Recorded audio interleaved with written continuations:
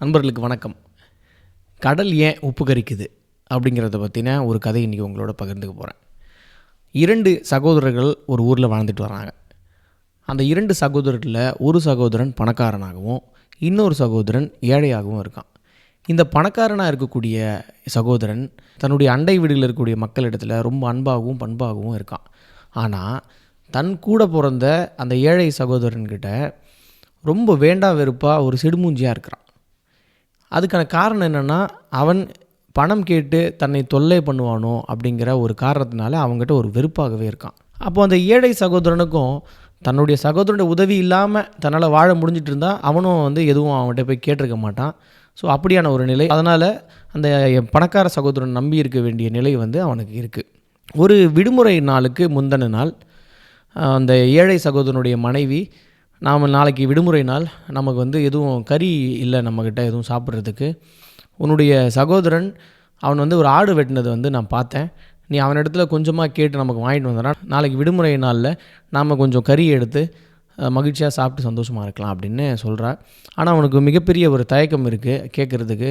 சரி, வேறு வழி இல்லை, சரி போவோம் அப்படின்னு சொல்லி தன் பணக்கார சகோதரன் இடத்துல போயிட்டு எனக்கு கொஞ்சம் கறி வேணும் அப்படின்னு கேட்குறான். அவன் என்ன பண்ணுறான் அப்படின்னா, அவன் ஒரு ஆட்டினுடைய குளம்படியை வெட்டி இதை கொண்டு போய் ஈசி இடத்துல கொடுத்துரு அப்படின்னு சொல்கிறான். ஈசி என்பது ஒரு வன தேவதை அப்படின்னு நம்ம சொல்லலாம். அப்போ இவன் அந்த ஆட்டினுடைய ஒரு குளம்படியை எடுத்துக்கிட்டு போகிற வழியில் அவன் யோசிக்கிறான், இது நாம் எடுத்துக்கக்கூடாது, இது நமக்கானது அவன் கொடுக்கல, இது ஈசிக்கு கொடுத்துருக்கிறதுனால நம்ம கொண்டு போய் இதை சேர்த்துடணும் அப்படின்னு நினைக்கிறான். அப்போ போகிற வழியில் அது ஒரு காட்டுப்பகுதிக்கு போகணும். அப்போ அந்த போகிற வழியில் அவன் கொஞ்ச நேரம் நடந்து போயிட்டே இருக்கிறான். எவ்வளோ தூரம் வந்தோம் அப்படின்ற தெரியாத அளவுக்கு உள்ளே போயிட்டான். ரொம்ப தூரம் தூரம் நடந்து போயிட்டான். அப்போ போகிற வழியில் சில மரம் வெட்டக்கூடிய நபர்களை இந்த ஏழை சகோதரன் பார்க்குறான். அப்போது அவங்க பார்க்கும்பொழுது அவங்க கேட்குறாங்க, எங்கே இவ்வளோ உள்ளே நீ வந்துட்டியே, எங்கே போகிற நீ அப்படின்னு கேட்குறாங்க. அப்போ அவன் சொல்கிறான், நான் ஈஸியை பார்க்க போகிறேன் அப்படின்னும்போது, ஈஸிக்கு நீ என்ன எடுத்துகிட்டு போகிற அப்படின்னும் பொழுது, நான் ஒரு ஆட்டினுடைய குளம்படி எடுத்துகிட்டு போகிறேன் அப்படின்னு சொல்கிறான். சரி, அப்போ நேராக இந்த சாலையை நோக்கி எங்கேயும் விலகாமல் நேராக போ. அதே போல் இந்த நீ கொண்டு போகிற பொருளை கொடுத்துட்டு அதுக்கு உபகாரமாக திருப்பி உனக்கு ஈஸி எதனாவது ஒரு கொடுப்பான், அதாவது வெள்ளியை கொடுப்பான். கொடுத்தோம்னா வாங்காத, வேணான்னு சொல்லிவிடு. அப்புறம் தங்கத்தை கொடுக்கும், தங்கத்தை கொடுத்ததுக்கப்புறம் நீ தங்கத்துக்கு ஆசைப்பட்டு வாங்கிக்காத, அதுவும் வேணான்னு சொல்லிவிடு. சரி, உனக்கு என்ன தான் வேணும் அப்படின்னு கேட்கும். கேட்டதுக்கப்புறம் உங்ககிட்ட இருக்கக்கூடிய திருகு கல்லை கொடு அப்படின்னு கேளு அப்படின்னோடனே கொடுக்காது. ஆனால் திருப்பி நிச்சயமாக உனக்கு இது கொடுத்தே ஆகணும் அப்படின்னு நிச்சயமாக உனக்கு அந்த திருகு கல்லை கொடுக்கும், அதை வாங்கிக்கிட்டு நீ வீட்டுக்கு போகலாம் அப்படின்னு அந்த மரம் வெட்டக்கூடிய நபர்கள் சொல்கிறாங்க. அப்போது அவங்க சொன்னதை போலவே ரொம்ப தூரம் திருப்பி அவன் அந்த காட்டை நோக்கி பயணப்படுறான். போகும்பொழுது அங்கே ஒரு குடிசை தனக்கு முன்னால் இருக்குது. அப்போது அந்த குடிசைக்குள்ளே போயிட்டு அந்த ஈஸி இடத்துல நிற்கிறான். எனக்காக என்ன கொண்டு வந்திருக்க? எல்லோரும் எனக்காக பரிசு பொருட்கள் கொண்டு வரதா சொல்லுவாங்க, ஆனால் யாரும் கொண்டு வரதில்லை, நீ என்ன கொண்டு வந்திருக்க அப்படின்ன உடனே, நான் இது போல் ஒரு ஆட்டினுடைய குளம்படி உனக்கு கொண்டு வந்திருக்கேன் அப்படின்னா, நான் 30 வருடங்கள் கழித்து ஒரு மாமிசத்தை நான் சாப்பிட போகிறேன், உடனடியாக கொடு அப்படின்னு அதை வாங்கிக்குது. சரி, வாங்கிக்கிட்டு இதுக்கு உபகாரமாக நான் உனக்கு எதாவது செய்யணுமே அப்படின்னு உனக்கு நான் வெள்ளி விளக்குகளை கொடுக்குறேன், 2 விளக்குகளை கொடுக்குது. இல்லை எனக்கு வேணாம் அப்படின்னு சொல்லிடுறான் அவன். அப்போது அதுக்கு பதிலாக தங்க பொருட்களை கொஞ்சம் கொடுக்குது. திருப்பி இவன் அந்த மரம் வெட்டக்கூடிய நபர்கள் சொன்னதை ஞாபகம் வச்சுக்கிட்டே, இல்லை எனக்கு தங்கம்லாம் வேணாம் அப்படின்னு சொல்லிடுறான். அப்போ உனக்கு என்ன வேணும் சொல்லு, நான் அதுக்கு உபகாரமாக அதை நான் கொடுக்கணும் உனக்கு அப்படின்னும் பொழுது, உன்னிடத்தில் இருக்கக்கூடிய திருகு கல் எனக்கு வேணும் அப்படின்னு கேட்குறான். இல்லை அது முடியாது, வேறு எதனா கேளு, வேறு என்ன வேணால் கேளு, நான் கொடுக்குறேன் அப்படின்னு சொல்லுது. இல்லை எனக்கு அதுதான் வேணும் அப்படின்னோடனே அந்த ஈஸி யோசிக்குது, நான் வேறு நீ கொடுத்த மாமிசத்தை நான் வேறு சாப்பிட்டுட்டேன், பொருளை சாப்பிட்டுட்டேன், அந்த பொருளை சாப்பிட்டதுக்கப்புறம் உனக்கு நான் எப்படி எதுவுமே செய்யாமல் இருக்க முடியும், சரி போ அப்படின்னு அந்த திருகு கல்லை அவனிடத்தில் அந்த ஏழை சகோதரன்கிட்ட ஈஸி அந்த திருகு கல்லை கொடுத்துருது.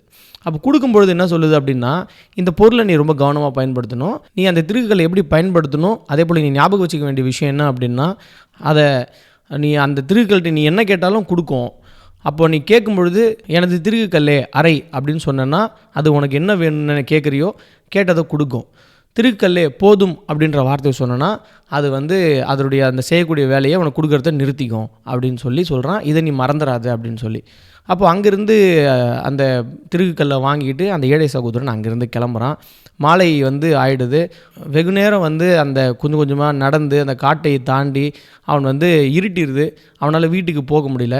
அடுத்த நாள் காலையில் தான் வீடு போய் சேர்றான். வீட்டுக்கு போய் சேர்ந்ததுமே தன்னுடைய மனைவி, நான் ரொம்ப பயத்தில் இருந்தேன், நீங்கள் எங்கே போனீங்கன்னு தெரியல, வருவீங்களா மாட்டிங்களான்ற மிகப்பெரிய பயத்தில் இருந்தேன் அப்படின்னு சொல்லி அப்போது தான் நடந்த எல்லாத்தையுமே தன் மனைவி இடத்துல சொல்கிறான்.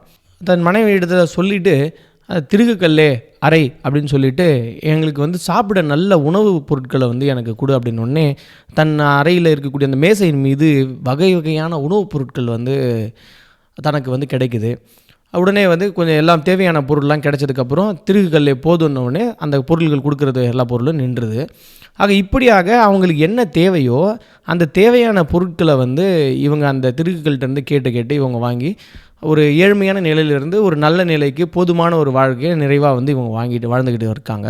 இப்படி ஒரு நாள் அந்த ஏழை சகோதரன் என்ன பண்ணுறான்னா, தன்னுடைய குதிரைக்கு சாப்பிட்றதுக்கு கொஞ்சம் ஓட்ஸ் தயாரித்து கொடுக்க சொல்லி அந்த திருகுகள்கிட்ட சொல்கிறான்.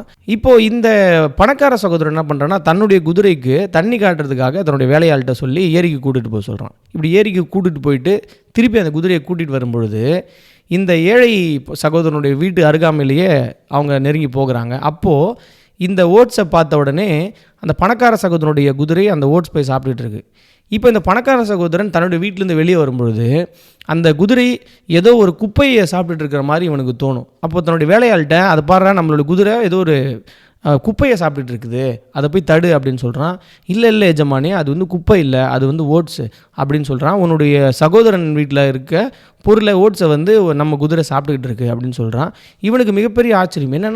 என்னடா என்னுடைய சகோதரன் ஏழை, அவன் தன்னுடைய குதிரைக்கு எப்படி ஓட்ஸ் கொடுத்து சாப்பிட வச்சுக்கிட்டு இருக்கிறானே அப்படின்னு சொல்கிறானே இவனுக்கு மிகப்பெரிய ஆச்சரியம் ஏற்படுது. அப்போ தன்னுடைய சகோதரனை பார்த்து, நீ எப்படிடா திடீர்னு பணக்காரன் நானே, எனக்கு ஒன்றும் புரியல அப்படின்றான்.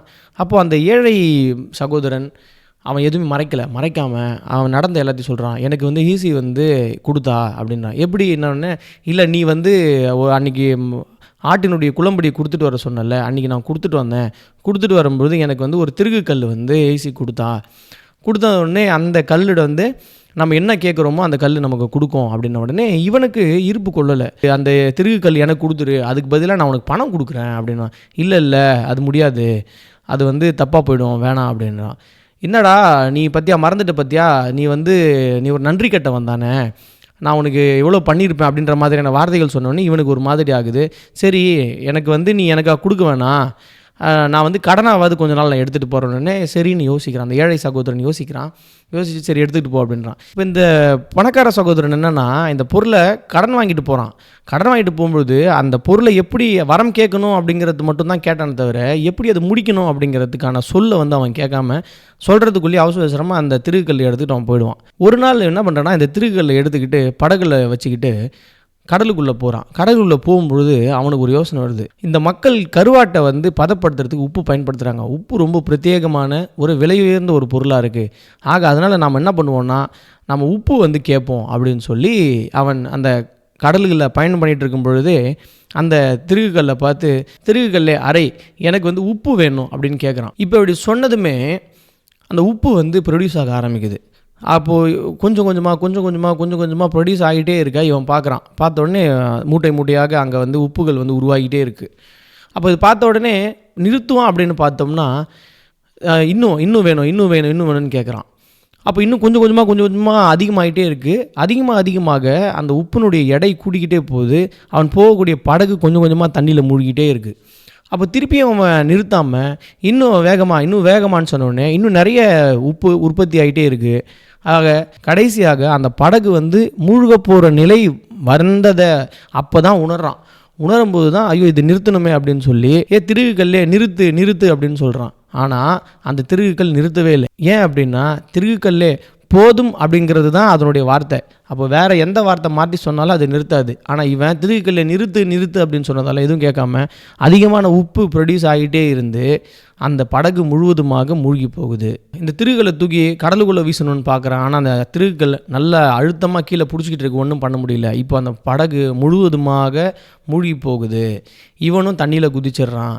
அந்த படகு ஆழத்தில் போயிடுது. ஆழத்தில் போயிட்டும் அந்த திருகுகள் தன்னுடைய வேலையை நிறுத்தவே இல்லாததுனால தான் அந்த உப்பு என்பது தொடர்ச்சியாக உருவாகிக்கிட்டே இருக்கிறதுனால தான் இந்த கடல் உப்பாக இருக்குது அப்படின்னு சொல்லி இந்த கதை முடியுது. ஸோ இதுதாங்க இந்த கதை. இதுபோல் மேலதிகமான கதைகளுக்கு என்னுடைய சேனலை சப்ஸ்கிரைப் பண்ணிக்கோங்க. நிறைய நாவல்களையும் நிறைய சிறுகதைகளையும் நாம் தொடர்ச்சியாக பேசிக்கிட்டே இருக்க போகிறோம், உங்களோட பகிர்ந்துக்கிட்டே இருக்க போகிறேன். இடையிடையில் இதை போல் கதைகளையும் நான் பகிர்ந்துக்கிறேன். தொடர்ந்து ஆதரவு கொடுங்க. நன்றி.